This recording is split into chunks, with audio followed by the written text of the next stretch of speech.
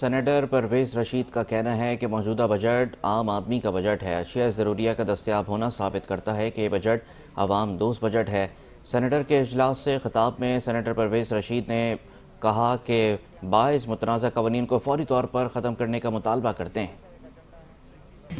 بدقسمتی سے کچھ بجٹ کے حوالے سے میں ایک اور گزارش بھی کرنا چاہوں گا۔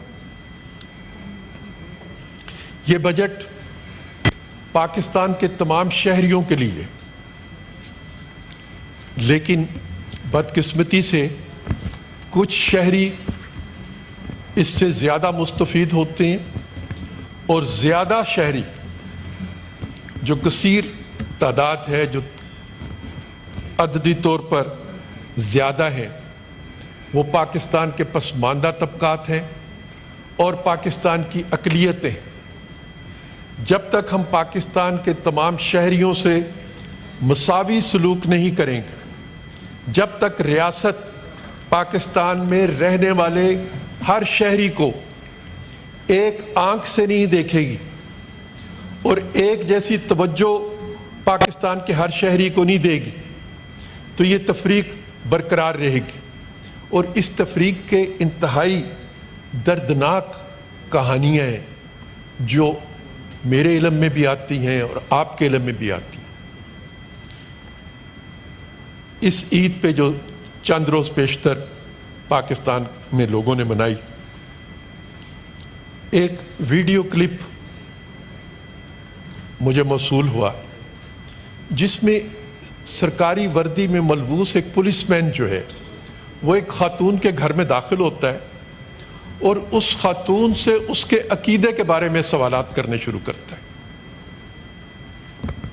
جناب والا، یہ کون سی ریاست میں حق کسی کو دیا جائے کہ وہ اس چیز کے لیے جواب دہ ہو جائے کہ اس کے گھر میں جو قربانی کا گوشت آیا ہے اس کا تعلق کس عقیدے سے تعلق رکھنے والوں سے ہے، یا جو گوشت اس نے دوسروں میں تقسیم کیا ہے وہ کس عقیدے کے لوگوں کے لیے تھے۔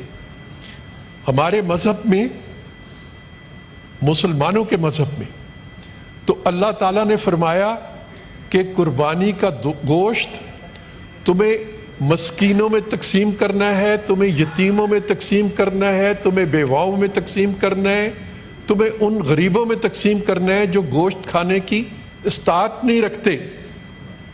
لیکن یہاں پر سوال و جواب یہ ہوتا ہے کہ یتیم، مسکین، غریب نہیں، جی order in the house please. اس کا عقیدہ کیا ہے؟ Sardar Umar Gorgej sahib, order in the house please. جس کو گوشت نہیں دیا جا سکتا۔ یہ صرف ایک مثال میں آپ کے سامنے پیش کر رہا تھا، لیکن اس طرح کے واقعات ہماری اقلیت جو ہے پاکستان میں رہنے والی اور جن کا عقیدہ اکثریت کے عقیدے سے مختلف ہے، وہ تمام اس طرح کے امتحانوں سے گزرتے ہیں۔ ان کی عبادت گاہیں محفوظ نہیں رہتی، ان کے گھر محفوظ نہیں رہتے، ان کے لیے خطرات پیدا ہوتے ہیں۔ کبھی کسی پر الزام لگتا ہے اور وہ سالہ سال تک جیل میں رہتا ہے، کبھی کسی کو زندگی سے محروم کر دیا جاتا ہے۔ تو آئیے آج ہم اس چیز کا بھی عہد کریں کہ یہ پارلیمنٹ ان تمام قوانین کو ختم کرے جن قوانین کے تحفظ کی آڑ لے کر، جن قوانین کا بہانہ استعمال کر کے پاکستان کے شہریوں پر ان کی زندگیوں کو تنگ کیا جاتا ہے، تاکہ ہم ایک ایسا پاکستان ترتیب دیں، ایک ایسا پاکستان بنائیں جس میں رہنے والا ہر شہری اس ملک کو اپنا ملک سمجھے، جس میں رہنے والا ہر شہری اپنی زبان، اپنے جغرافیے،